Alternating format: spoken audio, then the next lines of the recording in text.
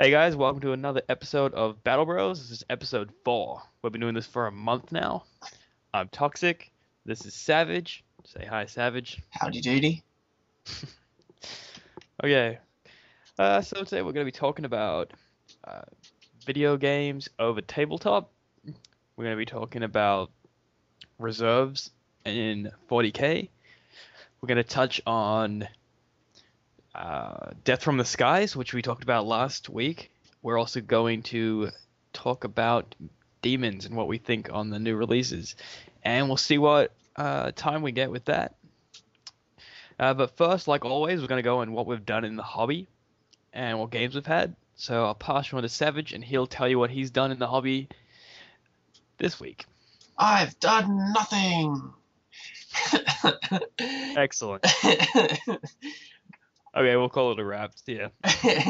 Well, I did get the Hellbrute that you painted, and Okay, so that's so you received a model that was already painted for you. That was your hobby. yeah, yeah. That was. Okay. I haven't really. That's about it. Yeah, yeah. Any games? I went to see Blink-182. Well, that's cool, but it has nothing to do with 40K. Well, yeah. I was busy. No, nothing. No games? No games. We just I played. don't know. That week's just gone by way quickly. It feels like we just did episode 3. Yeah. Um, okay, well, what have I done? I assembled 20 Terminators for my Dark Angels, and that's about all the personal stuff I've done. I painted some Dire Avengers for a commission. Um, I brought a new setup, a new desk, new camera for painting, a lamp. Might need to buy another one. Brought a whole bunch of storage drawers. Hey, big spender. Well, this is like the cool thing is that it didn't actually cost me that much. I think I spent more on storage than I did on the desk. The Yeah. desk was like $40. The lamp was 10. Probably spent $40 on the storage, $100 on the camera. So like it was a really nice setup. I mean, and for most people, they're not gonna need a camera, so you can get a nice painting setup for $100, $150. Yeah. And most other people aren't gonna need the storage that I have, so they don't need half of what I spent. But yeah. I played a game in the campaign that we've kind of talked about.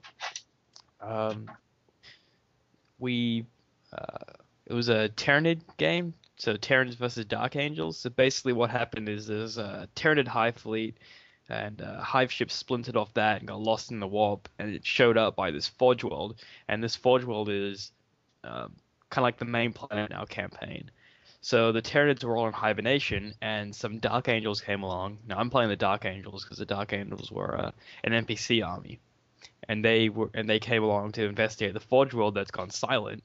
It's gone silent because Savage's chaos has taken over it. And the Dark Angels saw the Tyranid Hive ship and decided to investigate that first. So they went inside, and as soon as they went inside, the Hive ship, who was still living, triggered off the hibernation, so the Tyranids all woke up and started to attack them. And that was a really fun game. I was 250 points down. I couldn't use tanks or anything because I was in a Hive ship. And I still managed to win, and I was really happy with the result.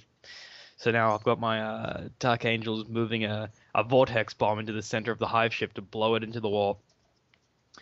And that's about all I've done. Anything left to say before we move on, Savage? I blew up a moon. Yeah, that part of the campaign is because Savage took down the PDF, and now he's issued orders for his men to use the Forge World's guns to blow up the moon. So we'll see how the other armies react to that, and next week we should be able to tell you if the moon blew up. Okay, so we'll move on, shall we? Okay, so we're gonna move on to Death from the Skies. Now we went over this last week, and we kind of ran into the ground, and I still agree with what we said. Don't buy it. However, people did, and it is now sold out. If you go onto the Games Workshop website, the book that you can only buy from Games Workshop is sold out. you cannot order it anymore until they get more. You didn't listen. I know. Blew it. You blew Game over, it. man. Game over. Yeah, I don't know. I can't say I didn't see it coming because I did. I knew people were going to buy it. Yeah, Um, Savage, what are your thoughts on this? I don't know. It's stupid. I did see inside the book, and it's couldn't notice anything different. Yeah, we had a look in the book. Um, On Here's a few changes, a couple of points differences. It looks like you can now pay 50 points and you can get like a special rule for it's like for the pilot. it's like a warlord trait kind of. Yeah, it's like a wallet trait, whereas you have to roll for it, but it's only a D3, and it kind of gives it to your pilot of your flyer. 50 points is quite a big deal for a special roll, don't you agree? Especially for a flyer, like something Yeah. like your Vendetta or something like that. It's only 100 something points. It's going to boost it up to 200. Yeah, Vendetta's are only like 130 points, I think. Yeah, So you're looking at another 50 points, and we'll see if we can bring up what the Imperial Guard actually get. We're just using them as an example. I think every army, even Space Wolves and Tau, who don't have flyers, they have their own section for flight arrays. yeah, Um, yeah, so an Imperial Guard, like, so you can get your Vendetta or Valkyrie for 50 points. You roll a D3 on this chart, and for instance, a 1 and a 2 is a covert deployment. The fighter ace may move on from any table edge when arriving from ongoing reserves. That's pretty decent for 50 points. Any table edge. I'm guessing that means you can fly on from your opponent's one and get, back strikes on vehicles and everything. yeah. For a 3 and a 4, you get extra protection. So that's the fighter ace gains +1 armor in the front arc. That's also pretty amazing. Um, Inspiring presence. This is a 5 and 6, and it's all units from the Imperial Guard within 12 inches of the fighter ace gain the fearless special roll. Also pretty good. I don't know exactly if this is for like special flyer based missions or if this is just something that you can do in regular games. Um, how do you feel on this, Savage? I don't know. Makes flyers even more OP. Not that they weren't that OP, but Yeah, but that's pretty crazy. I mean, or it just looks like the majority of them are basically the same rules, +1 armor to the front arc, but Space Marines get a +1 armor value in the front arc, and that's what, armor 13 yeah, on on a Storm Raven. Yeah, that's pretty deadly for 50 points. Like I feel like they put that in there to sell. give you a reason to buy the book, and that's what kind of annoys me is like not only are you selling us an FAQ, but you're giving us good rules. Just so we buy this book, just so we buy your FAQ, you're giving us these awesome rules. Yeah, just looking at the Chaos one as well, and you get the on a 1 or a 2, you get Demon Forge every turn instead of just once per game, which is you get to re-roll your hits or your wounds or something.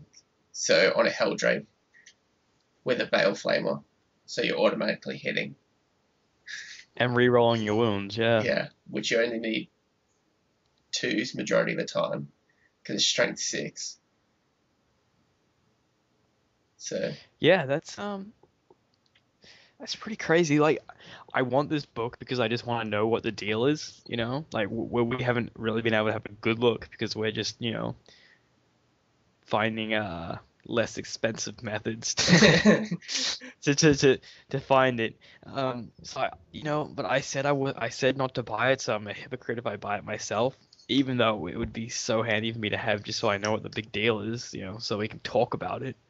what if we You know, bought it just to set fire to it? Yeah, I don't know. Like, I brought Battle Missions book, and I guess it's kind of like the same thing. It's just a supplement for the game, but this seems worse to me. Yeah, You well, know, because all they're Battle doing is Missions gives changing you a lot of rules. missions. Yeah, They're not this is adding. just changing rules. Mm. Um, yeah, I don't know. I don't know. We'll have to see how this kind of plays out. I still want you to go into Games Workshop and try and play with your flamers and see what the guy there says. Yeah, I'll have to go in this week sometime.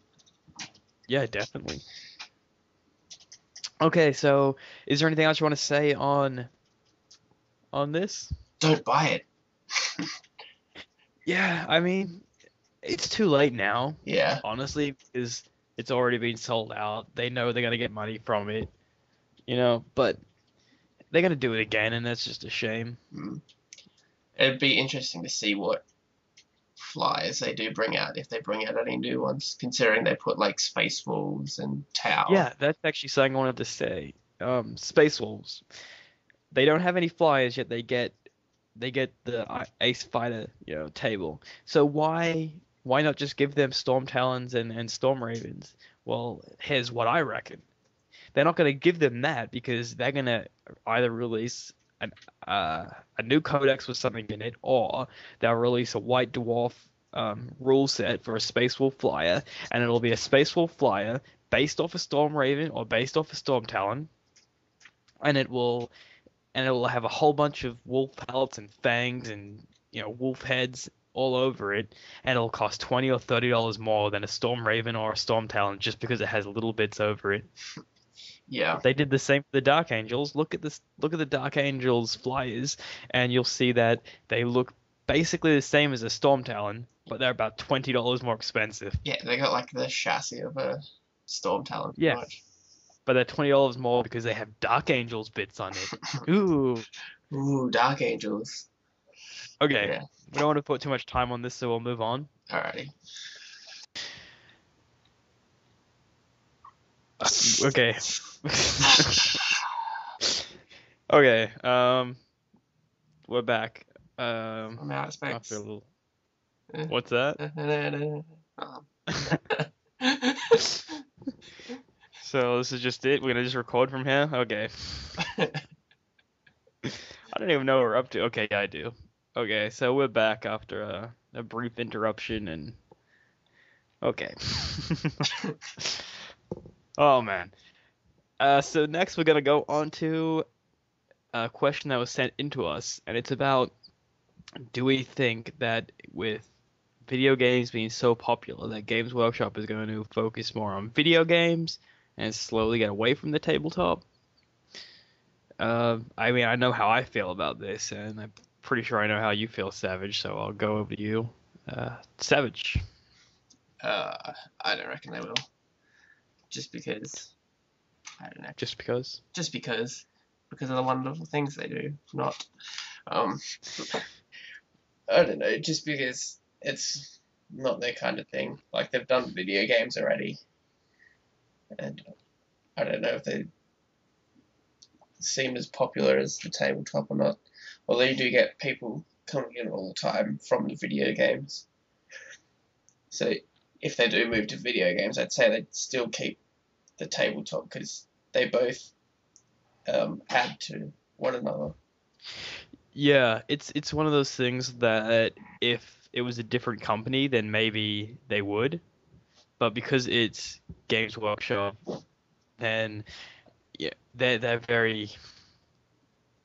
one of those companies that are really old-fashioned, and they've tried it before going into video games, and Dawn of War is great. Space Marine was awesome.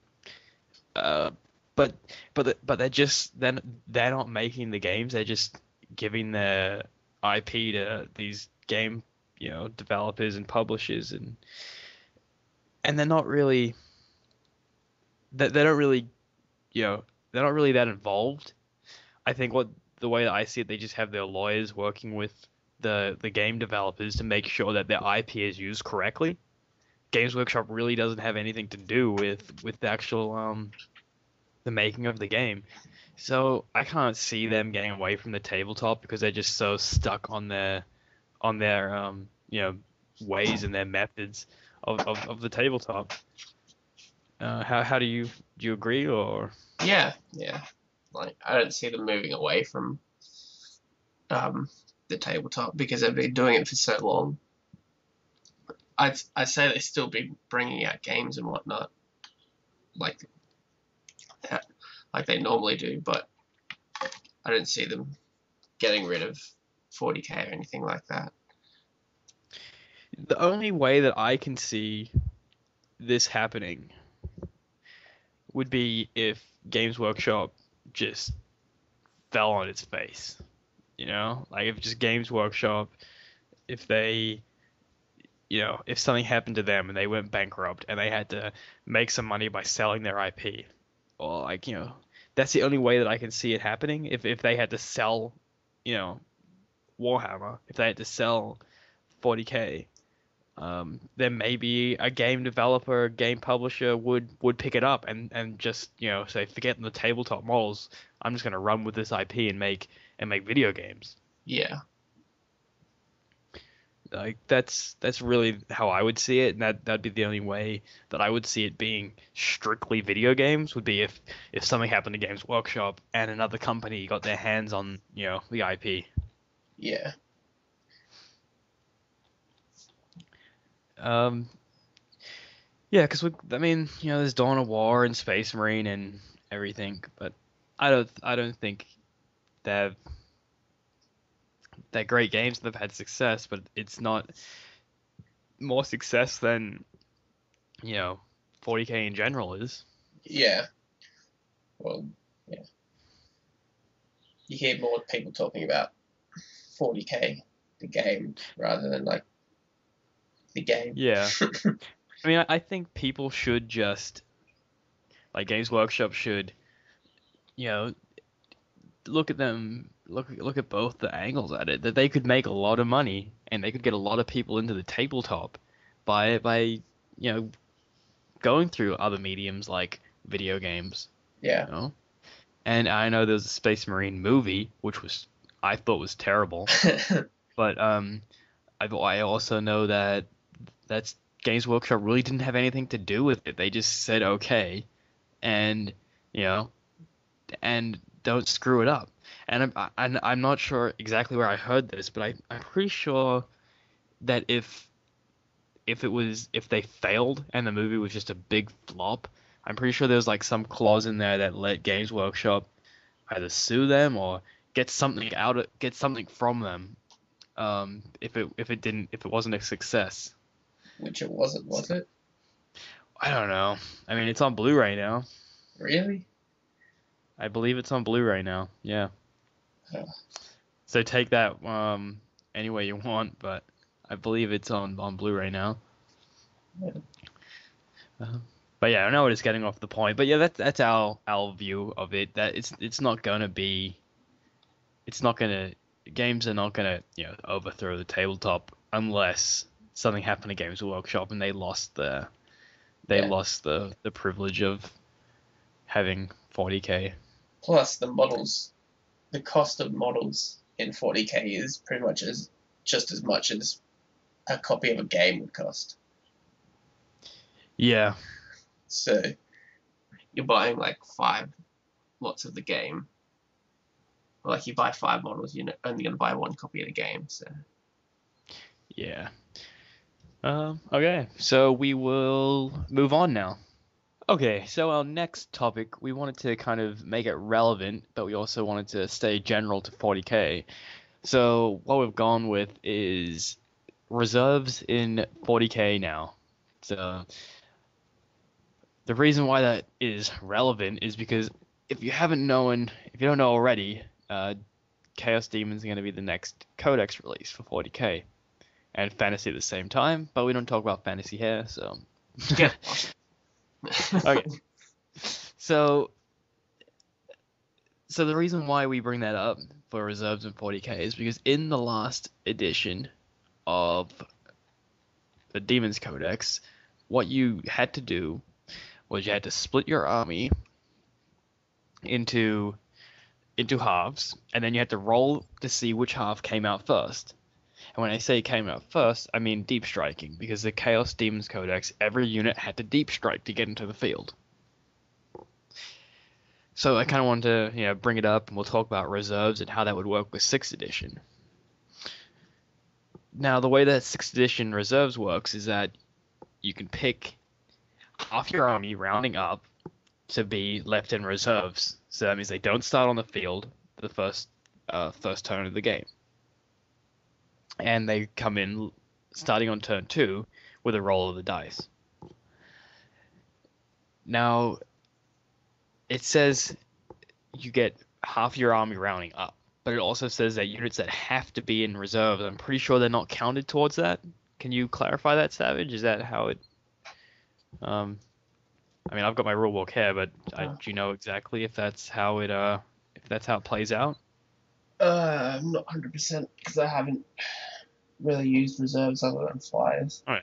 Well, I'll check it up, and you talk about something to do with reserves, how you play your reserves. I just told you I don't play reserves here. Yeah. You do, because you use flyers. Yeah. Well, I usually just stick them in reserves because they have to be in reserves, and I'm just gonna mumble a little bit. Yeah. So it does say that units that have to come in by reserve are ignored by this. So if demons went that whole deep striking route again, they would all be ignored by that rule, so you could have your whole army in reserves. Now, I find reserves interesting because in 5th edition, you could have your whole army in reserves, meaning you could have, your whole army in reserves. But now, like Savage used to run a list that he had all Valkyries and Vendettas, and his guys were all in Valkyries and Vendettas. Now, flyers have to start in reserves. So the flyers are ignored from this. Because they're not dedicated transport, the guys that you put inside the flyers are not ignored from this rule. So can you see where I'm going here? So that means that if you want to make an army in 6th edition, you'd need half your infantry on the field, and then only half of them would be sitting in their planes. Yeah. I think that kind of sucks. Yeah. Because then you gotta come on the board if you want them to get in there. You gotta wait for your flyer to come on the board, hover it, get them in, and then take off without getting shot down. Yeah, it just kind of, it kind of evens things out, I guess, because it was kind of annoying when your enemy would just deploy all in reserves. Like, that was real kind of annoying. But here's another thing I want to bring up is with the Dark Angels, how you can have a whole Terminator army, right? Now, what comes first? Terminators do not have to be kept in reserves. However, they may choose to do a Deathwing Assault, which means they come in by reserves. What comes first? The 50% of your army that needs to be on the field rule, or does I choose Deathwing Assault, which means my unit has to come in from reserve, which means it's ignored by that rule? How do you kind of see that? Do you understand? Yeah. I don't know. Because it's kind of hard when you got Terminators, because you've got, you might only have 5 squads. Yeah.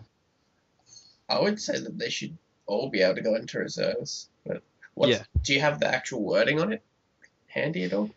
On the Deathwing Assault? Yeah.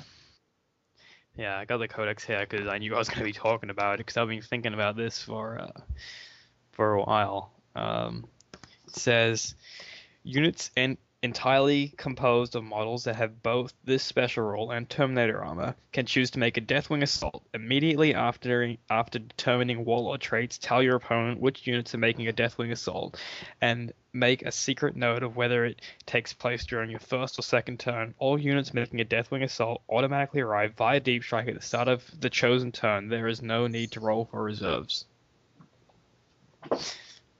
So then, to me, it doesn't sound like they're actually in reserves. So you're basically saying that rule is its own rule. It's not reserves. Yeah, like it overrides reserves. Okay, that makes sense. That's kind of what I was thinking.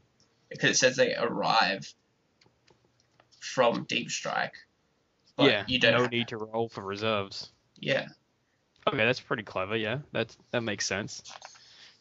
Um, if I can find what page the reserves was on again, I could add my own thing into that, but I cannot. Yeah, because the way that I kind of see it is that yeah, like um, it kind of happens at the same times when you're choosing to deploy your units in reserve, or if you pick that deep sh- if you pick that Deathwing Assault option, then they have to go in my reserves. yeah, No, but I actually like your way of saying it better. That it's its own form of reserve. It's its own rule. yeah. It's well because it never says that they're in reserves. It just says they arrive Yeah, from. that they arrive on turn one. That there's no need to roll for reserves, Yeah, so they're not technically in reserve. Yeah, I mean, I'm happy to leave it at that. Actually, you've cleared that up for me. I didn't think of it like that. yeah. But yeah, is there any other armies you can think of that have these type of altered deployments? I guess that's kind of what we're trying to talk about here is just, to give people an idea of, different ways of deploying and different ways of using reserve. Yeah, I'm trying to think. I swear I could remember something that was similar to the Dark Ages. I can't think of it at the moment. Yeah, 'cause it's definitely a weird rule because if you have units like drop pods and flyers and they have to come in from reserves, and then you also want to keep other things in reserve, it gets a little complicated because you're like, well, shit, do well, okay, that's ignored, that's ignored, that's ignored, but these units aren't, so I get half of them, round that up, that can go into reserve, this guy's start on the board, and it's just, it's It's kind pain. of crazy. Yeah, Uh, I would prefer. I mean, I don't know the balancing issue on it, but I would prefer if I just got to have as much as I wanted in reserve. And then, shame on me if that comes back to bite me and the unit comes on, gets killed, and I get board wiped because I don't have anything on the table. yeah. Well, so it says in the reserve thing, go back to the Dark Angels thing, is units that must start the game in reserves are to arrive later, are ignored for the purposes of working out how many units can Yeah, go on the thing. that's what I said before. Yeah, So their rule would override yeah, would come first, and they would be forced to yeah, because technically it says um you choose to do it. But yeah, does that choice happen before the reserve roll? I mean, personally, I would say yeah, your guy gets to enter when you can have your whole army in Terminator armor deep striking. yeah, That's the way they're meant to be played, and that would be stupid if you had to have half your Terminators walking on the field. yeah. Well, I reckon that it's a completely different rule because reserves don't let you come out on turn one either. So Yeah. Okay, so I think you have anything to say about reserves, deep striking, anything before we change the topic? um, not really. I do. Anything on demons? Have you ever played demons against demons or Nope, I've never seen demons being played actually. you I've used haven't? them. No, I've used them in the old Chaos Codex as lesser demons, but not the actual Yeah, that's a bit thing. different. Yeah. Yeah, Yeah, I used to play Slaanesh demons and yeah. you know, I remember you- seeing it, but I remember seeing demons, yeah, but I never played it. it's a strange rule because demons are close combaty, but you can't deep strike and then close combat, so you have to so you end up just sitting around, with your thumb up your ass, just sitting around hoping that you don't get shot. Yeah,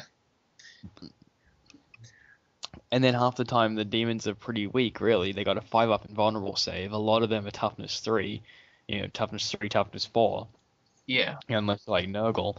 So you're getting shot and you just, who cares if you got a 5 up invulnerable save when you have to make 20 saves? yeah, Um, I was hoping that they would get rid of that rule.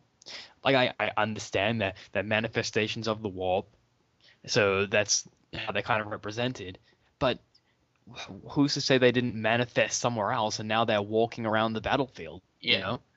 It, I don't. I would prefer if they did this. I would prefer if they did something like the Deathwing Assault, where they could make like a demonic assault, where you get to pick if you come in from reserves, like getting summoned, or if you get to pick that you're already on the field. I think that would be really cool. Yeah, well, you might see something like that. Like you might see that in a few other codexes as well. Yeah, Like like a special, demonic assault or something. yeah, like special reserve rules and things like Yeah, that. special reserve rules. That'd be cool. Well, yeah, because you do have it in the NIDS one, which is I think you get +1 or something. I can't remember. Yeah, they get Hive Commander and things like that um where they get pluses and benefits and stuff to reserve roles. They also have it where what do I want to say? They also have it where the Gaunts can follow the Trigon up the hole that he digs to deep strike Oh in. yeah, yeah, So your Trigon deep strikes, and that represents him digging away up through the ground, and then your Gaunts can follow him up through that hole that he's dig. yeah. So that's kind of a special reserve thing. Mm, And I really like it. I think it really adds to the game and it makes some units really characterful. yeah. Although the +1s and things don't tend to work as well as they did in the last rule set because they're Why do you say that? well, because you get three, you need a 3-up and then a 3-up, where it was what like a 4. Well, that's why I would say that would use better because now, Oh yeah, it because makes it easier. I use lots of reserves in my Tyranid list. I have um two Carnifexes in pods and Doom in a pod coming in, and I have a Swarmlord which has gives me Hive Commander. So on turn one, I'm coming in. I need a 2-up to get my reserves in. On turn Three 2. dice. Yeah, turn two. Three dice needing 2-ups on turn one. That Yeah, pretty much come in on turn one every time. I yeah, think it's more effective now than it is because yeah. it makes it easier for you. But like And multiplies and things, because I know you could it could multiply with the Death Leaper as well. I think. yeah, I can't really remember, but I get what you're coming from. Yeah, That like yeah, because you used to be able to get them in quicker than everyone else. Like 2-up is still better than the oh, 3-up, but I can see where you're coming from now. Is that it used to be that you would have advantage on everyone else by coming in on a 2 or a 3-up, yeah, but now everyone else comes on a 3-up and you can bring it down to a 2-up, yeah. So but it's not as more of it's still great, but it's not as more of an advantage against other people. yeah, Okay, that's what I was I trying. get what you're saying now. Yeah, that's what I was trying to get to. Okay, well I think we're done on the reserves, Yeah. so I think we'll move on to just talking about just demons in general and what we think of the new releases. Have you had a look at them? I have checked a few of them out. I'd like the was that the chariot thing for corn? Yeah, the throne of corn or something like that. Yeah, they didn't release that many models though, which makes me think that they might do a second wave or something. Yeah, I'm kind of seeing a second wave there because they've already released. They're releasing two codecs at the one time. Yeah, I'm thinking that I'm seeing a second wave because they haven't got a battle force out yet, and yeah. I have seen pictures of the battle force. Although I do like you, it's a little bit pricey and silly, but um, the one-click collections, and they've got Yeah. it set out into like the marks. Okay, so now you're saying the one kick collections are good? I'm not saying that it's good. I'm just saying that it's like having all the different marks. Like if they would do like a battle force similar to that, which they probably Yeah. won't do. I mean, I see what you're getting at. I'm just giving you a hard time. Yeah, You're basically saying that you like the idea that they've made bundles for each Chaos God, yeah, but which is awesome. But at the same time, it, it's still a trap because you're not saving anything. yeah, like it's So why not give us these bundles and let us save, $10, $20? yeah. Well, it's yeah, it's too pricey, but the idea is good. Just No, no, I totally agree that, like I'm looking at the Slash one right now. It's 132.75. You get two troop choices, five cavalry, and that one chariot, and you also get your HQ. Yeah, I know the That's a good deal. yeah, But it's a good deal because that's the price of it already. yeah, It just shows you, it just gives you an idea of, wow, I can have a nice little army for only $132. yeah. Only. Whereas you come to Australia and the corn one's like $245. Yeah, but I mean, we're not going to go into that when, Yeah, you're making double what people in America make with minimum wage. So yeah. that's kind of how it works out. Although it is pretty good. What you get there, Uh, you get does the two. corn one get an HQ? Oh Yeah, yeah, they do. They get the Herald on the Juggernaut. yeah. So yeah, but yeah, if they could do something like that, maybe even get rid of the HQs or something and do like battle forces, even if they just did it like a direct online battle force or something, so that shops don't have to hold four boxes. But I don't know. Actually, here's something interesting I'll bring up now. I went to my local store and I saw a one-click bundle on the shelf. Oh really? Like Yeah, wrapped up together? all it is in a cardboard box and it's just printed on the front of it what you get Oh and wow. just the pictures. Yeah. Huh. I thought that was kind of strange. A Yeah. store selling one-click bundle, considering you don't have to click when you're in a real life store. Yeah. You could just go pull the separate models off and be like, Yeah. I mean, no, I agree with you that I like the one-click bundles that they brought out. What I don't like is that you don't they're get the any. same price Yeah. and you don't get a discount, which, technically there's nothing wrong with that. It just smells with, bad business practice. Yeah. Well, like Um, all your battle forces, they get a discount and stuff like that. yeah. So anyway, Um, so yeah, anyway, demons. Are you gonna buy any of them? I don't know. I will check out the Codex. I didn't check out Dark Angels. Didn't really interest me that much, but this Well, you one, see, you're more of a player where you just buy what interests you, where I buy every codex because I want every codex, yeah, so I know who I'm up against. But and you play chaos though, so is there any models that you would think about maybe getting to ally with your chaos? I guess what I'm trying to say is this new release gonna make you buy some demons? I might buy some, but I might not. I probably won't use them as allies. I'd probably just convert for my Chaos army. Depends on what the rules are though. But yeah, Yeah, I see. Allies are one of those that I wouldn't like to have an army of just like demons, but I would like to have an allied force of them because they have that deep strike rule. It's yeah, like this nice little attachment and you just have deep striking down. yeah. Although they might not Uh, have that anymore, so they might not, but I reckon they will have something similar to that. yeah. Yeah. Oh, But problem is I don't know which god to pick because they're all so awesome, Corn. and I don't really want to see. I like Korn, I like the look of them, and they're really good because they're powerful. But everyone likes Korn. It's just like the most common one. Yeah, I wouldn't mind going Nurgle demons. I like Nurgle.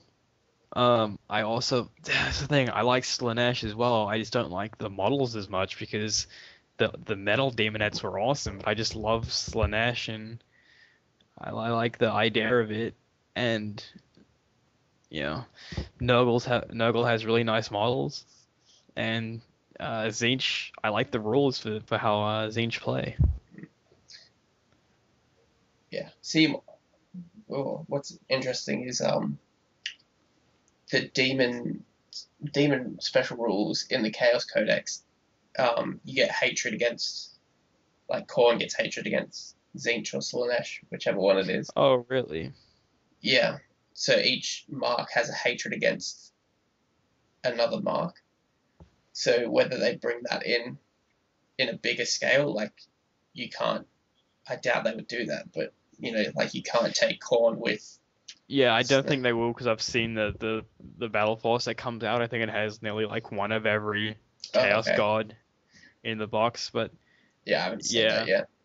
I I still think they probably maybe keep the hatred against them though. Yeah.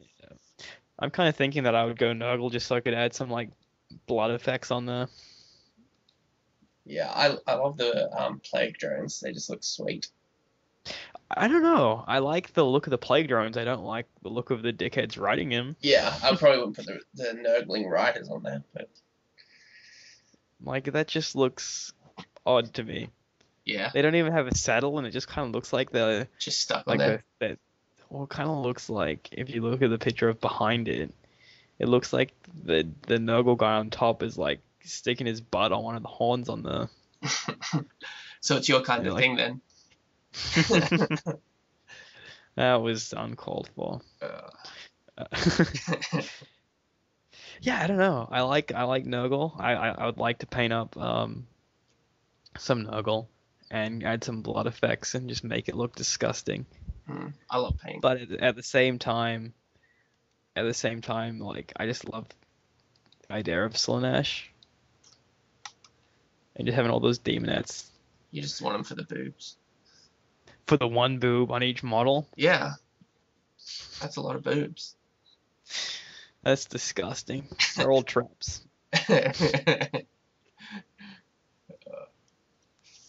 Yeah, And my yeah, my toss up would be between Corn and Nurgle. I'm not a big fan of sorcery and things. yeah, I think I'd have to say Nurgle. It's just simple, but I don't like the one-click collection for it because I wouldn't take the Epidemus. I reckon I'd probably get the Codex, have a read through of it, and wait to see if they do a second release. Yeah, I kind of just want to paint up that Herald of Nurgle. Yeah. Yeah, I don't know. Anyway, I think we're just rambling on now, so I think we'll call the end to the show. Okay, so we're gonna do our outro. This show's been a little quiet. Just basically us catching up on what we've already talked about, and we're adding a few new things. But we'd really like it if you guys would send in some army lists that you want us to have a look over. Just send us more topics so we just have more info to talk about. We never have too much. I think we get stuck where we'll make the show and we're like, done, and then you know we blink our eyes and we have to do another show, and we Yeah. It seems like only the other day that we did, or like 2 days ago that we did the other show. yeah. So keep sending us stuff in. Send us some army lists. I really want an army list to go over. Yeah. We could always do an armor list in the next episode or something. Yeah, we'll figure something out. So I'm Toxic, I'm Savage. and that's episode 4 of Battle Brothers. Catch you guys later. Peace out.